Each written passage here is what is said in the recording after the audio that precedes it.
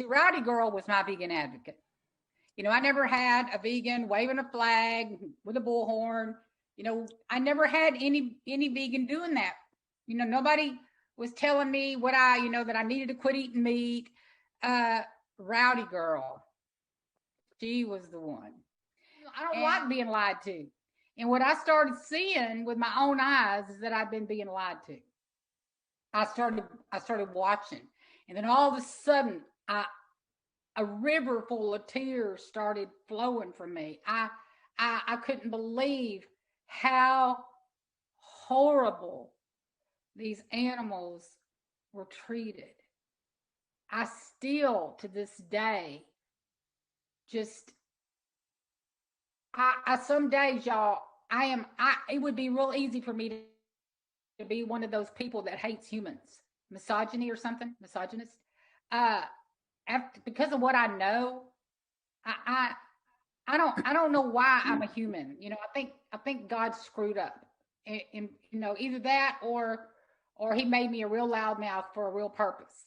Because I am shocked at the way humanity treats God's creatures. I really am. And I was going to, I just couldn't believe what I saw, you know, because they have to bait these babies.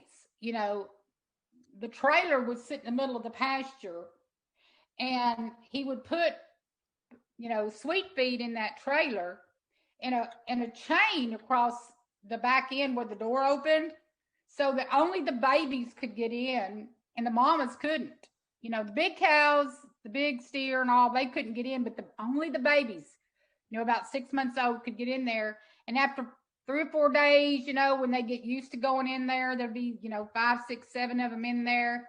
You know, they would all be staging this. They slam that door shut, pull that chain. That trailer would go down the road out of the farm, and the mamas would be chasing that trailer and crying. So much different than a moo.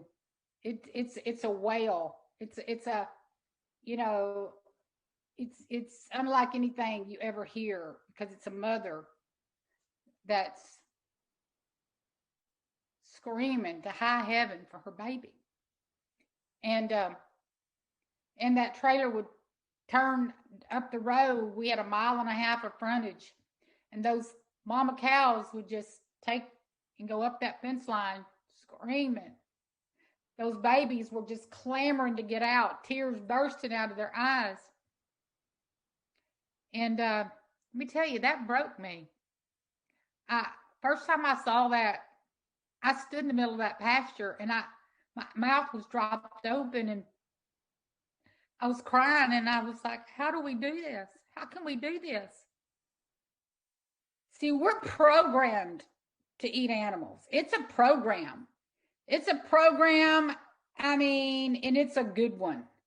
And we've got to stop that program if we're going to stop eating animals. My mother-in-law comes out with a big old pot of beef stew, and she says, Renee, would you like a bowl? And y'all, my ears started ringing. And all I could see was that chopped up golden retriever. And I said, I can't eat that. And I mean, I stuttered, you know, I can't eat that. And she said, well, why not? And everybody in the house is playing. The kids are going back and forth. The adults are, you know, chitter-chattering and telling jokes. And it's just one big lively household, you know. And I said, because it's got floating dead, hacked up animal bodies in it. And everybody stopped talking. I mean, it went from chaotic and, you know, a chaotic chorus of conversation to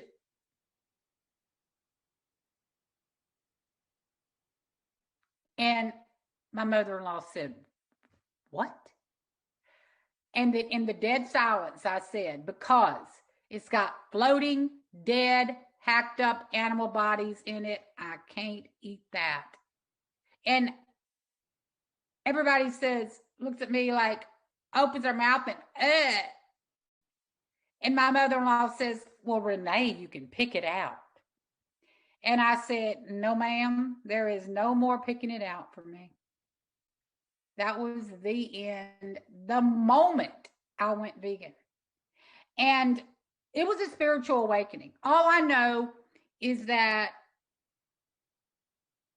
for me, it was as if veganism came hurling out of my insides and it jumped all over the outside of my body. I became so sensitive.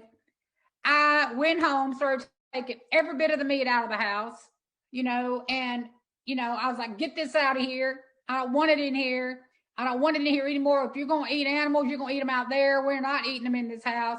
And Tommy was like, well, I live here too. I said, I don't give a shit where you live. You're not eating animal products in this house.